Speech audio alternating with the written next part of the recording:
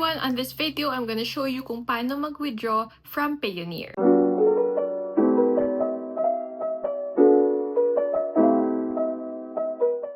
Before you can withdraw, you need to link your account to a bank kung saan kayo mag-withdraw. So go to Manage, Bank Accounts for Withdrawal. And then as you can see here, meron na akong dalawang bank. But in order to add another bank or a bank, just click Add Account. And then enter your details over here.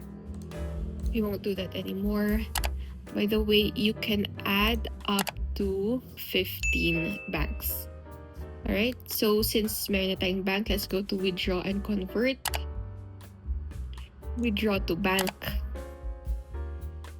And we have three options here. Either withdraw now, which allows you to withdraw at the current rate.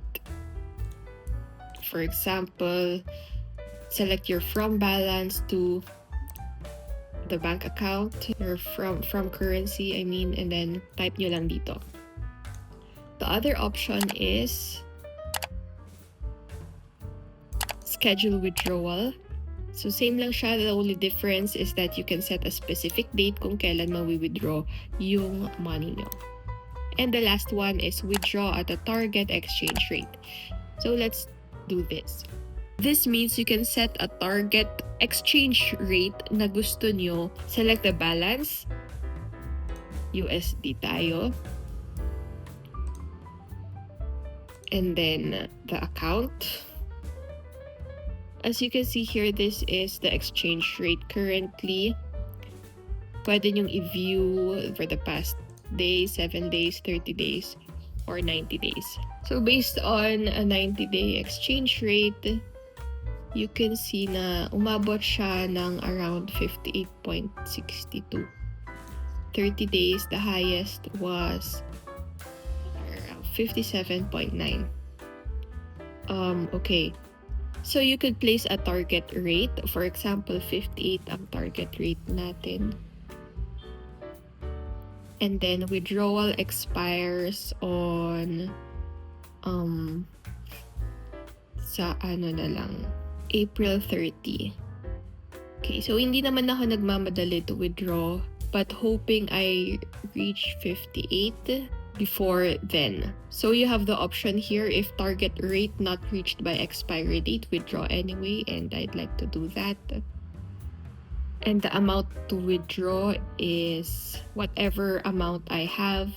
Pero notice na pwede nyo actually ilagay yung maximum. For example, the minimum amount is $100, by the way. The maximum is 95 USD. But look, it will still allow me to put 95 USD.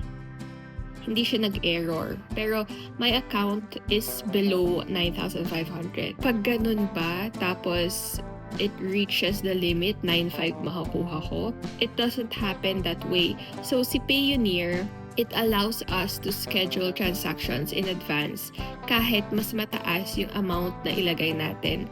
Because it expects that within the time frame before natin ma-withdraw yung money is posibleng dumagdag pa yung fund ng account. So it's possible to reach the 9,500. But if not, it's either gonna partially withdraw or cancel. So you have the option to decide on that. Let's go back because i-withdraw ko lang yung current balance ko, which by the way you can see up here.